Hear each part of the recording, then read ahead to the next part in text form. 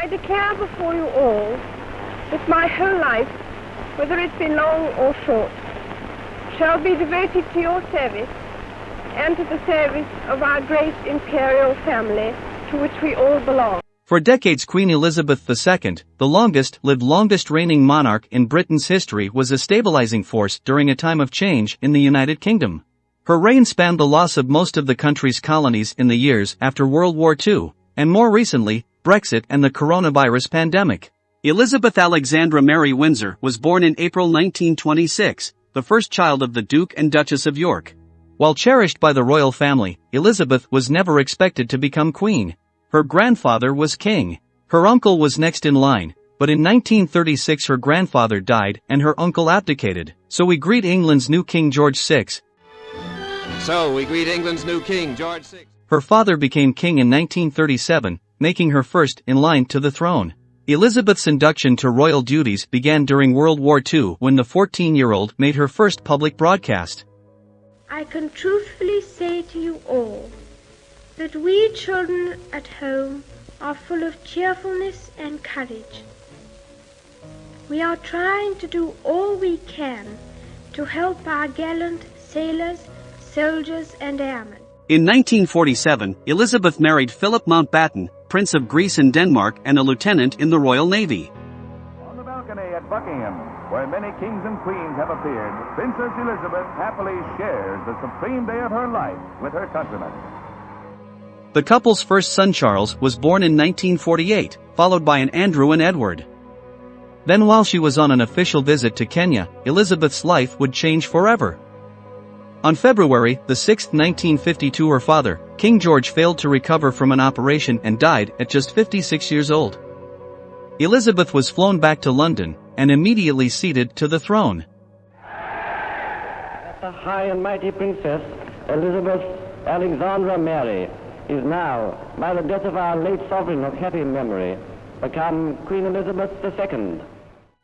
The Queen was just 25 years old when she started her royal duties as head of the monarchy. Even as Britain lost most of its colonies, she remained head of state of 14 countries other than the UK.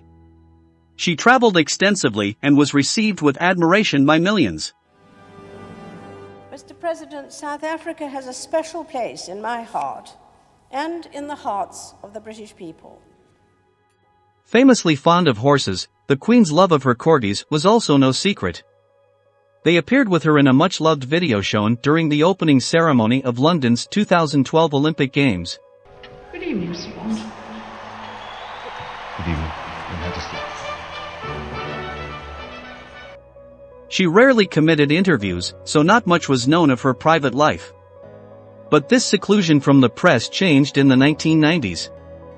The Queen described 1992 as annus horribilis Latin for a horrible year after Windsor Castle, one of the Queen's royal residences, caught fire and 3 of her children announced they were divorcing or separating from their spouses.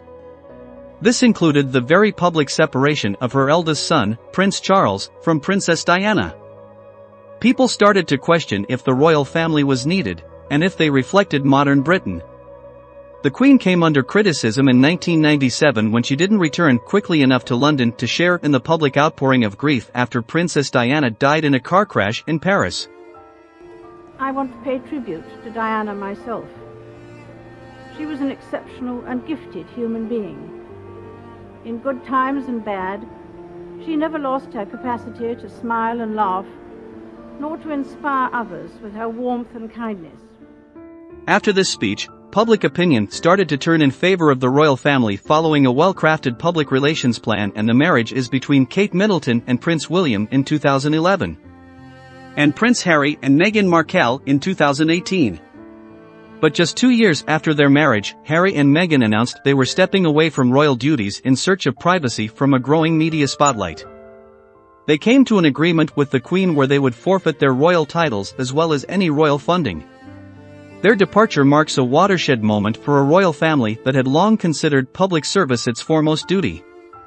In her final years, the Queen addressed her country and Commonwealth as it was swept up in the coronavirus pandemic. While we have faced challenges before, this one is different. This time we join with all nations across the globe in a common endeavor, using the great advances of science and our instinctive compassion to heal.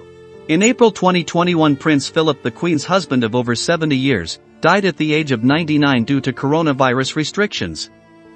His funeral was a small family affair, attended by only 30 people. There were concerns for the Queen's health throughout 2022. She tested positive for COVID-19 in February, and in June was forced to miss some Platinum Jubilee events to mark her 70 years on the throne due to mobility issues. The palace said one of the Queen's final acts was to appoint Conservative Liz Truss as Prime Minister, 15th person to hold that position during her reign. The Queen will be laid to rest alongside Philip at the King George V Memorial Chapel in Windsor. A death means the crown is now expected to pass to Charles, with William next in line to the throne. In her 2018 Christmas broadcast, the Queen reflected on what had united her kingdom, the Commonwealth of 2.4 billion people and over 50 countries. Its strength lies in the bonds of affection it promotes, and a common desire to live in a better, more peaceful world. Even with the most deeply held differences, treating the other person with respect and as a fellow human being is always a good first step towards greater understanding.